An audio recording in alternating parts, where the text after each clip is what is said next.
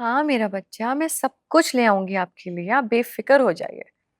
बस आपने एक वादा करना है मुझसे कि आपने बहुत दिल लगा के पढ़ाई करनी है और अच्छा सा रिजल्ट लेकर आना है।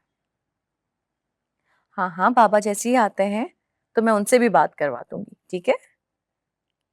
ओके, चलो अब टाइम हो गया पढ़ाई का, जल्दी से जाओ, फिर बात होती है इंशाल्लाह। अल्लाह हाफिज। बीवी जी, एहसन साहब हैं। What a pleasant surprise. बैठो। क्या पियोगे, चाय कॉफी या कोई ठंडा?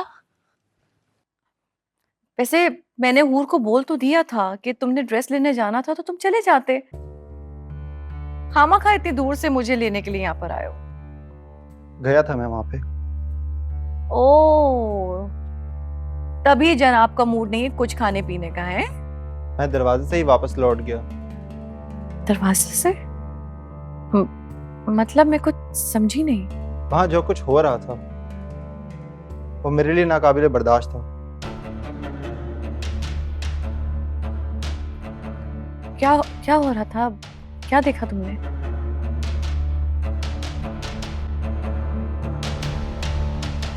मेरी तरफ से इनकार है। नहीं, ये क्या कह रहे हो तुम?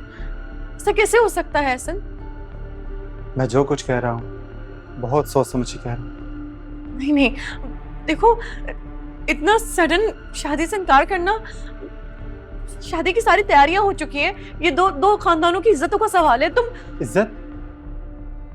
आई एम सॉरी भाभी, मैंने वहां ऐसी कोई चीज नहीं देखी जिसे मैं इज्जत कहूँ। देखो हसन, मैं मानती हूँ, मुझे मुझे तुम्हें ना पहले ही बता देना चाहिए था भाभी और हारिस भाई के रिश्ते के बारे में। वो लोग इसी तरह ही हमेशा से लड़ते चले आ रहे हैं, लेकिन इस सारे सिनेरियो में उन बच्चों का क्या कसूर है? हाँ जाहिर है नहीं होगा बच्चों का कसूर, लेकिन घर के माहौल और माँ बाप से ही बच्चे सीखते हैं। दानियाल ने यकीनन कोई गलत हरकत की होगी, तभी उसकी वहां पिटाई हो रही थी। हमारे खानदान में लड़कियों की आवाज़ें चार दीवारी से बाहर नहीं जाती हैं।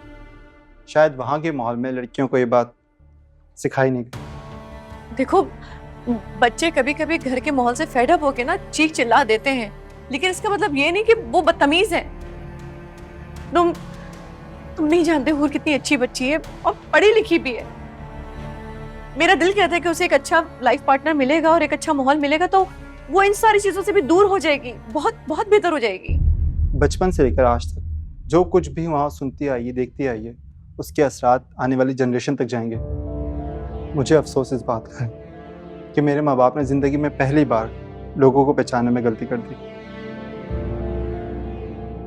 ऐसा, देखो, तुम्हें मुझ पे भरोसा है ना? प्लीज मुझ पे यकीन करो।